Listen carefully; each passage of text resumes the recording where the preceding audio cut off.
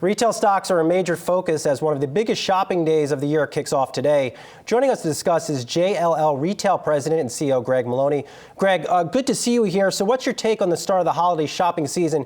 To me, online has come out strong, but the foot traffic at a lot of these stores, maybe not so much. Well, starting out at 6 a.m. this morning, it was very busy at a lot of shopping centers. I went around some here in Atlanta.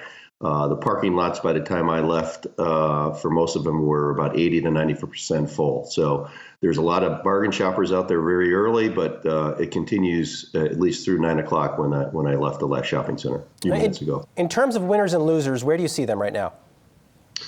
Well, the winners are always still going to be food and beverage. You're going to have, which is way up.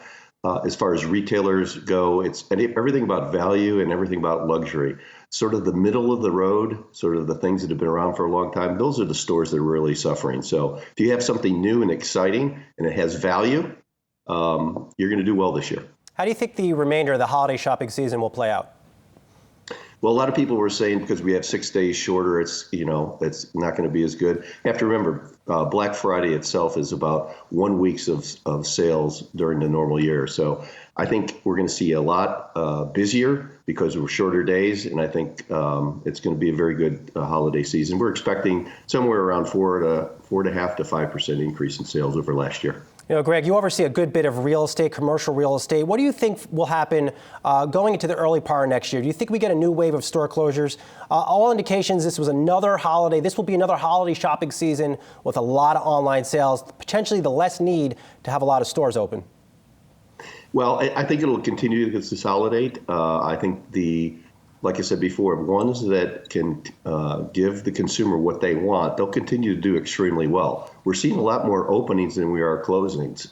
We saw that in 2018, and we're also seeing in 2019. So what we're doing is recycling some of the retailers that aren't really doing that well. And the ones that are doing well, they're opening more stores, and we're getting a lot more product in there. Remember, pure play online retailers are expected to open about 850 stores here in the next 5 years. So we're going to see it continue to absorb some of the square footage that these closures have produced for us.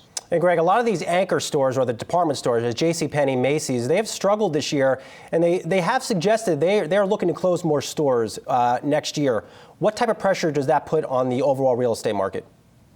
Well, the A product, it doesn't put much pressure on. It's that B product, that tertiary, the sort of secondary markets, puts a lot of pressure on those shopping centers. But remember, a lot of these department stores are not paying a lot of rent.